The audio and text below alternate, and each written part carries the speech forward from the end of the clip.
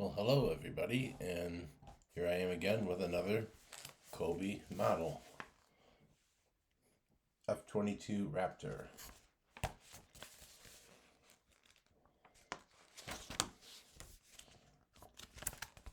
And here you can see, I'll put it a little closer so you can see the details and information that Cobi gives along, which is on the first page of the instruction book.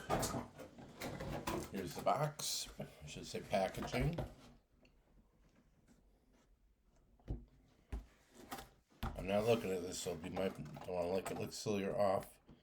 The actual box itself in the back, pilot figure, plane, details. And last but not least,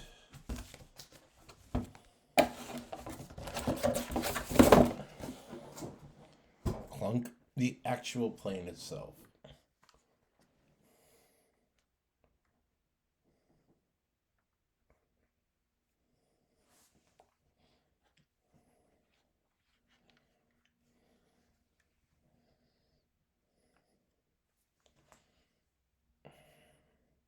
Trying to give you the best view when you open up the weapons bay.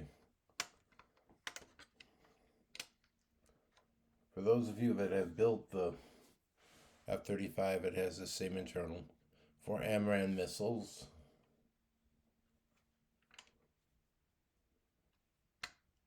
And I know there's some other kits that I've built. These open up on the side.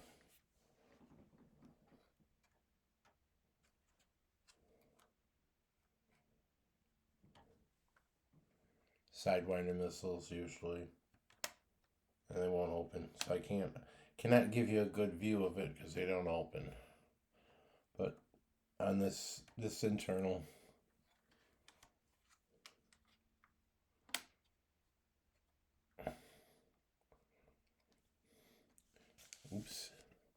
this internal would be a Sidewinder missile, 2 on each side. And on this part of the wing, I know this is a model that I've built before, there would be a door that would open, and the Vulcan cannon is in the wing right there.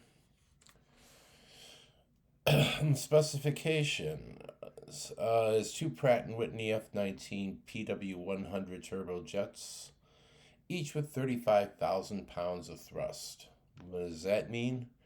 That means this thing can go supersonic without afterburners, called Super Cruise. Ceiling of this plane, 65,000 feet, Mach 2.25, but I would say more like Mach 2.6. A lot of this stuff's still classified on this plane. Even though it's been around, and it came out in early 2000. When did it start? First flight was in 1997. The actual initial flight. The actual, I'm looking at my notes here, 2005. 2005, this became a standard plane. What it was supposed to replace the F-15 and the F-16. High costs and just very advanced production techniques made it kind of cost prohibitive to mass produce them the way that they wanted to produce them. But it's still a pretty outstanding fighter plane. I think there were a total of how many? I think that there were about 450 of them produced. I think I'm looking here real quick because I did jot a few notes down. And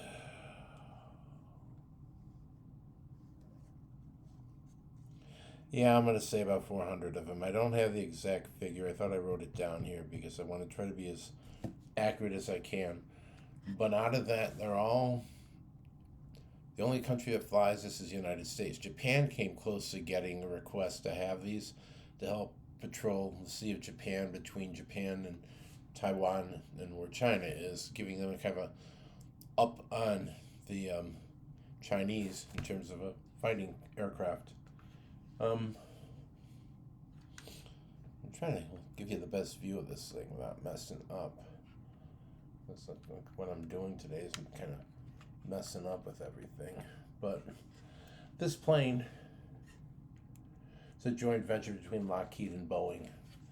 There were other planes like these in the advanced fighter competition, the ATF program it was called, and there was the YF-23, which is a Northrop plane, and then there was this, which is, like I said, a Lockheed joint venture with Boeing, and it's a very good plane. Let me open that so you get a look at the inside. A full pilot figure and a very detailed cockpit. If I can give you a good look.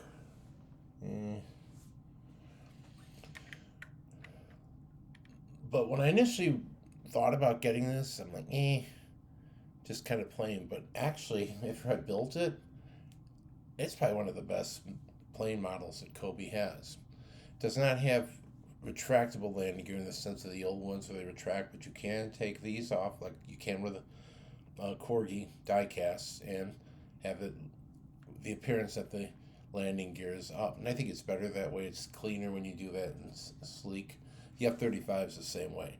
I'm not going to go into too much in the technical stuff because, like I said, I could spend hours of giving information about this plane and why it was built and what was the determining factors to use this and how was it used in combat and all this other stuff. And this was used in combat. It was used in Syria, attacking ISIS. This was used as a platform vehicle for pounding ISIS targets in Syria. I know that from just study of military aircraft, and it did pretty well, I guess. I mean, it can do fighter bomber kind of stuff, but it's mainly an air superiority fighter. They have these up in Elmendorf Air Force Base in Alaska to intercept Russian bombers or Chinese planes reconnaissing, just hanging around. And the beauty of this plane, there's not many planes that could take it on. One, because of the stealth, the computer technology, which is amazing, and just the veritable plane itself. It's got epoxy on it. It's titanium, aluminum, and epoxy. Epoxy used for the stealth parts so as not to give off a lot of what you may call it, a lot of, I don't know, issues as far as visibility under radar. So a lot of the control surfaces of this plane are covered. And the biggest part of this, besides normal mechanical maintenance on the engines, the defense systems, the computers, you have the maintenance of putting on the things that the stealth needs in order for it to survive and be effective as it can be and the way it was configured to be. There are several of these planes available. I mean, they base them down in Florida. I know that. I'm trying to look. I thought I wrote some of the bases there. And Tyndall Air Force Base and Elgin Air Force Base, or Eglin Air Force Base down in Florida. And like I said, Elmendorf up in Alaska, Kadena and Okinawa. But these planes go everywhere. Anywhere that we're in a hot spot or anywhere that we need it, because it is a very special plane, it will go. They have a special unit of 4 of these plus 1 C-17 as logistical support. So say they're going into Ukraine. They could send 2 flights of these, which would be 8 planes in total, which would be 2 F-117s, or 2 C-17s, for logistical support and the 8 planes. So they have their own team to do support work on. Like I said, because it being a stealth fighter, it needs special work and care on the actual skin of the plane. Hence the extra labor time needed for it. These are extremely expensive planes to produce. I don't think the tooling is around to make any more of them. The computers, when that it initially came with are kind of like obsolete and primitive, so all the electronics have to be continually updated. As far as flying, this thing is an amazing plane to fly. It's got very light controls, and the pilots that fly these planes, they love them. They're extremely fast, extremely maneuverable, and just have the wherewithal of being ahead of their opponents as far as in combat. And even if you look at the bottom, I mean, this is Cobi's getting much better with the detail on the bottom of their planes now too. I mean, they're looking really good, and I would have to give this particular one on a 1 to 10 scale, 10 being the highest, a 10, without a doubt. The instructions, you got to pay attention to them so you don't put the wrong part in the wrong place, and you have to undo a bunch of different assemblies because the one part stood out. I did it back here with this, but the part that I needed was on top, so I was able just to switch parts, thank God. Otherwise, it was a very smooth build. The reading to put together as far as understanding what parts were not a problem, and very capable. I'm very, very pleased with it. This one I think was around $70 also. I don't know. It was a Christmas gift. But if you're interested in a Cobi plane now after the holidays, while they still have this one before this one becomes a retired kit, this is definitely a good one to buy. You have a full pilot figure like with the F-35, and it's just cool. The interiors are cool. I can't get close enough to show you, but I mean, if you get one, you will not regret it. It's a very good build, very interesting plane, and a piece of history that's still currently being used by the Air Force because it's a frontline fighter plane. Um, as far as replacing this plane, I don't know.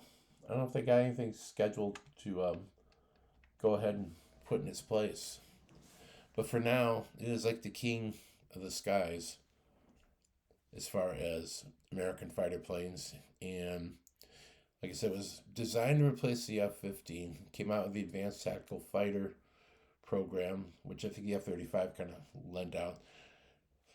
It wants to be that the F-35, which does not have as much sophistication in terms of electronics and stuff that this thing has, a little brother to this plane, basically kind of replace the F-16, but the F-15 and 16 are still being used because we're the only country that kind of uses the stealth technology as well. The stuff that the Russians have, I don't know if it's effective, and the Chinese, who knows? They're great at making toys. I mean, does that translate into usable combat aircraft? Maybe. Maybe not. Only time in a war would be able to tell you that. But these have been proved in combat. They have fought in Syria. They bombed ISIS targets using Mark 82 bombs, and pretty damned effective. Um, as far as ages on this one, I think if somebody was like a teenager up to adult, they could build this. Anything younger than a teenager would be way too frustrating. But look what you get when you complete it. Nicer looking than the Brickmania one, not to bash Brickmania, because a lot of my Cobi models are purchased there. But I mean, I love the way these planes turn out, and they're nice, put on display and durable enough you could take them, hold them, look at them, do whatever, play with them if you want, do whatever, take them apart, which I wouldn't do because it'd be a lot of work to put it back together. But it's a great plane. So, oh, what else did I want to say about it?